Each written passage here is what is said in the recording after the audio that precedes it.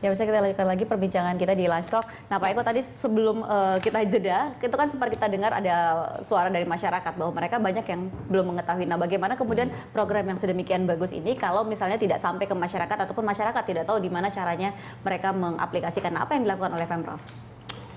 Yang pertama lewat musyawarah perencanaan pembangunan. Di sana hadir Pak RW dan anggota LMK. Nah, kita sosialisasikan di situ. Sosialisasi ke aparat dan juga para ini kalau Pak RW dan LMK publik ya, warga gitu. Kalau ke Pak Camat, Pak Lurah atau aparat kita itu di dalam relatif lebih mudah. Memang menjadi tantangan bagaimana kemudian publik tahu, publik menggunakan ini sebagai salah satu cara untuk berpartisipasi gitu ya.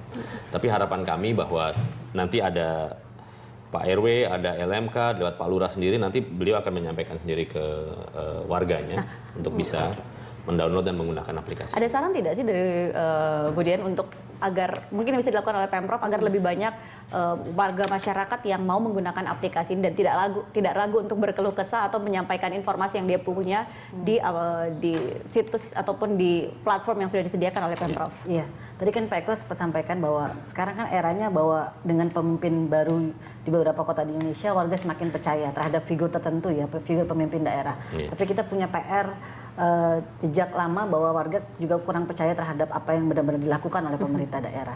Jadi saya pikir ini justru secara positif kita respon sebagai tantangan bagaimana meyakinkan bahwa sudah ada perubahan atau menuju perubahan yang sedang dilakukan oleh Pemprov DKI Jakarta. Jadi yang saya pikir perlu dijaga adalah kepercayaan masyarakat bahwa ini akan memang berjalan sesuai dengan apa yang mereka harapkan atau diharapkan oleh pemerintah. Mungkin pada saat nanti kalaupun sosialisasi berhasil dilakukan dan warga menggunakan ini sebagai media mereka melapor, tapi kalau tidak ada tindak lanjut atau tidak ada sistem di mana mereka bisa memfollow up apa yang mereka laporkan, orang bisa kehilangan kepercayaannya. Itu sama seperti dulu ketika Rujak mencoba mengkampanyekan Klik JKT, bagaimana memancing warga untuk terus melapor, tapi juga meyakinkan pemerintah untuk merespon. Karena nanti susah juga, warga kan merasa jenuh sendiri, saya sudah melapor tapi tidak ada perubahan. Ketika itu cepat direspon, biasanya mereka kan dan itu bisa disampaikan dari mulut ke mulut. Iya, artinya sebetulnya kayak getok tular tadi. Kalau menurut saya penting untuk ada semacam, jadi tidak hanya di tingkatan internal pemerintah DKI Jakarta punya sistem bagaimana menyelesaikan laporan, tapi itu digaungkan dan menjadi sistem yang memang terbuka. Jadi transparansinya termasuk misalnya ada semacam janji bahwa misalnya 7 hari sudah ada respon. Dan itu nanti dipegang oleh warga tapi juga dipegang oleh internal pemerintah. Lalu kedua, saya pikir Smart City tadi kan warga yang cerdas ya. Saya pikir mungkin apakah bisa di apps ini juga tidak hanya sekedar melapor, tapi lapor itu menjadi semacam isu bersama. Misalnya ada soal pohon yang tumbang atau ada soal jalan berlubang di wilayah tertentu. Nah, mungkin warga lain yang melihat laporan itu bisa memberikan semacam kontribusi ide atau karena saya pikir pengetahuan lokal di tingkatan warga juga cukup banyak. Mungkin mereka yang tahu sejarah kenapa selalu ada lubang di jalan itu atau bagaimana menyelesaikannya. Kenapa? Tapi ini kan juga berkaitan dengan infrastruktur sebenarnya. Selain aplikasi atau platform yang disediakan juga kan ada kaitannya dengan CCTV bla bla bla. Banyak sekali infrastruktur pendukung. Nah, sudah siap belum Pak dimiliki oleh Pemprov Jakarta? Bisa CCTV lah. Mungkin saya ngomentarin Bu Dian dulu. Itu satu ide yang saya pikir baru ya bagus ya. Artinya kalau ada pohon tumbang, mereka punya cara sendiri untuk melakukan itu, ya warga bisa lakukan, ya lakukan aja. Dan ada satu fasilitas di mana warga bisa membagi pengetahuan mereka.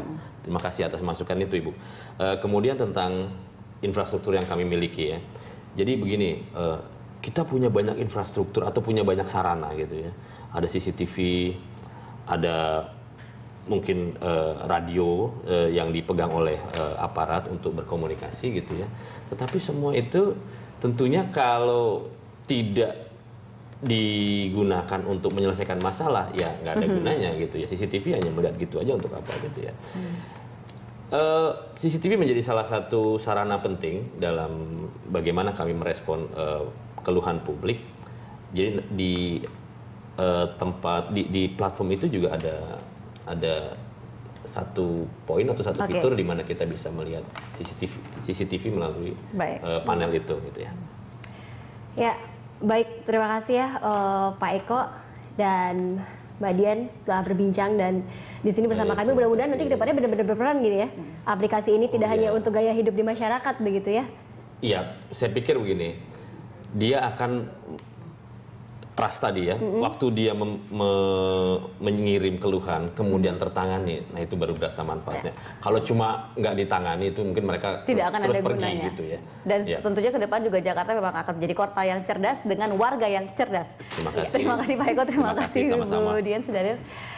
Ya, demikian pemirsa Lunch Talk siang ini. Kita akan segera kembali.